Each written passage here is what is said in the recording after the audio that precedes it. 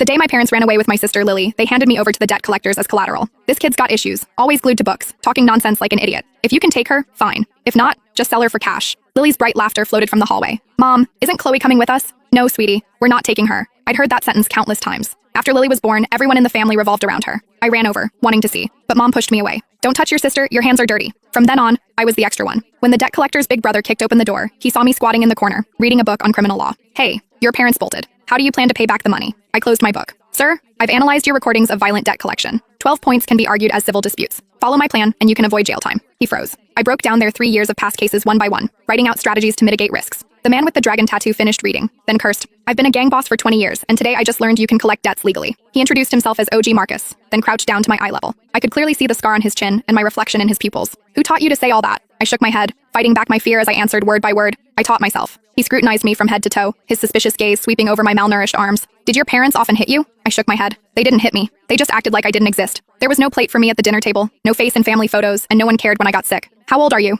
12. Marcus looked at me, his eyes full of suspicion. The hallway light flickered. He stood up and waved his hand. Frank, bring all our IOUs. Let our big shot lawyer take a look. I don't know how long passed. My legs were numb from squatting. Frank finally carried over a cardboard box. It was heavy, landing on the floor with a thud. Inside were IOUs, contracts, and transfer records, all haphazardly crammed together. Marcus patted the box, nodding at me. Big shot, show us what you've got. Marcus and his crew were playing cards in the living room. 3 men, hunched around a folding table, smoking cigarette after cigarette, the whole room thick with smoke. I sat in the corner, poring over the contents of the box under the dim light. Mid-game, the youngest man, Leo, glanced at me. Marcus, come on, what could a 12-year-old kid possibly figure out? Frank also looked over. She's been sitting there for 2 hours, hasn't moved a muscle. I didn't dare move. I'd seen abandoned kids before. There was a boy, 2 years older than me, who slept beside a trash can after his parents ran off. His eyes were empty, like 2 dark holes. Marcus didn't speak, playing a card. As soon as he spoke, I put down the last file. I'm done. Everyone looked over. I walked to the folding table, and they automatically made space. The table was covered in ash and beer cans. I swept them aside, clearing a spot. I pointed to the first case. The year before last, in March, you said, if you don't pay up, we'll make sure you regret it. That was deemed a threat. But if you'd said,